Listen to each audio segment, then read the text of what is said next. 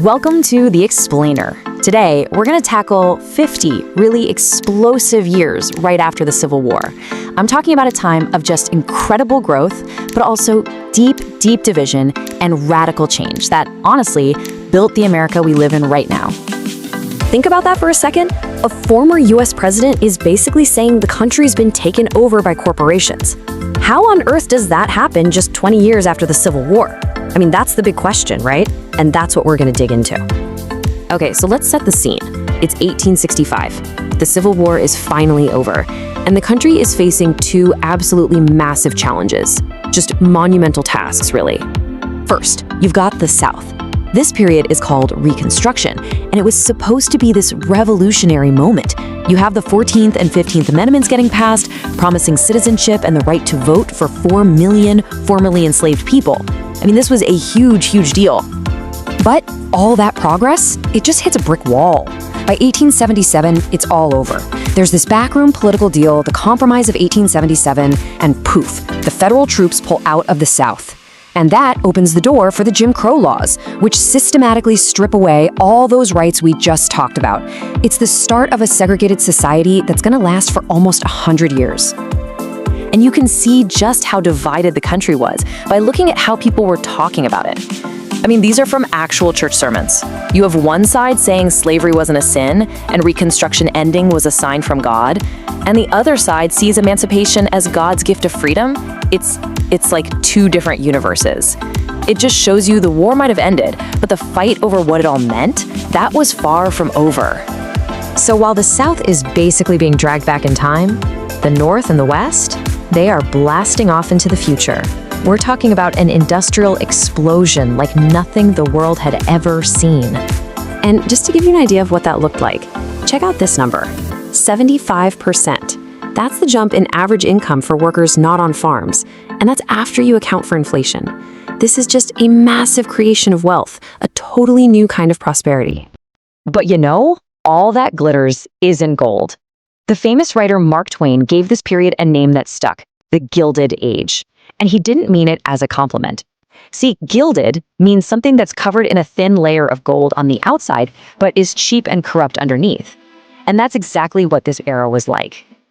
And this is where you get this huge, huge conflict. On one hand, you've got guys like Carnegie and Rockefeller building these massive monopolies. People called them captains of industry, but others called them robber barons because they were just ruthless. On the other hand, you've got the actual workers, many of them new immigrants, facing absolutely brutal conditions. I mean, 27,000 workers killed on the job in just 1 year. It's no wonder they started organizing unions, leading to these incredibly violent strikes.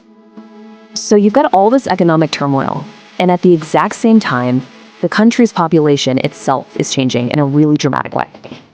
Okay, get this.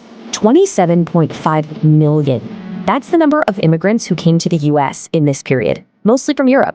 They're all pouring into the cities, looking for those factory jobs, chasing that American dream. And this massive wave of people just completely remakes the country. Cities are just swelling, getting huge. Out west, the railroads are opening everything up.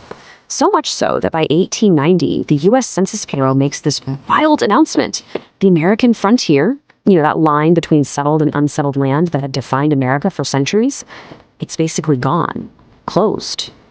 But this era of incredible change was also an era of incredible hate. For a lot of people, it was a total nightmare. Historians actually call it the nadir. That means the absolute lowest point of American race relations. You've got the Chinese Exclusion Act, which is the first time a law targeted a specific ethnic group. You've got terrifying lynchings in the South, and then the Supreme Court itself makes segregation legal with Plessy v. Ferguson, giving us that horrible separate but equal doctrine. Okay, but you can only stretch a rubber band so far before it snaps. And that's kind of what happened here.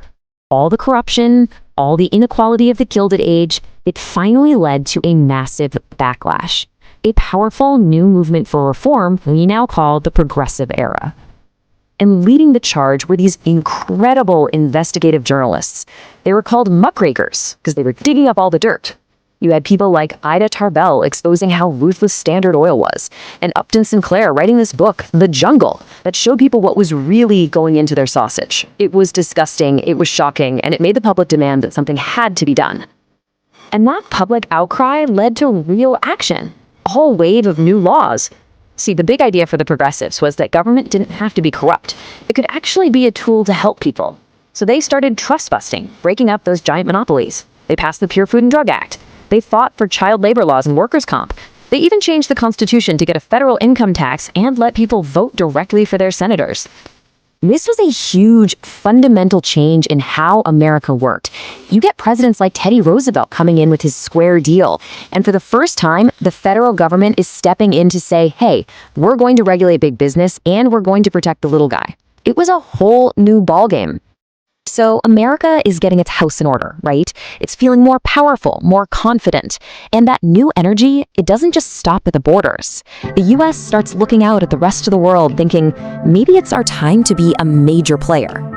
And boy, did it happen fast. I mean, stunningly fast. In 1898, you have the Spanish-American War. Boom. The US suddenly has an empire with places like Puerto Rico and the Philippines. Then Roosevelt basically declares the US the policeman of Latin America. And to top it all off, they build the Panama Canal, connecting the two oceans and cementing American power for good. So let's just recap. In about 50 years, just a little over a single lifetime, the United States goes from a country literally torn in half by war to the #1 economic, industrial, and agricultural power on the entire planet. It's an unbelievable transformation that really sets the stage for the 20th century, what many would call the American century. And this is the really wild part. This period forged the America we know, for sure, but the big fights from back then, the massive gap between the rich and the poor, the deep-seated struggles over race, the arguments about how much power the government should have, those conflicts never really went away, did they? So when we look around today, you have to ask, how much of the Gilded Age are we still living in?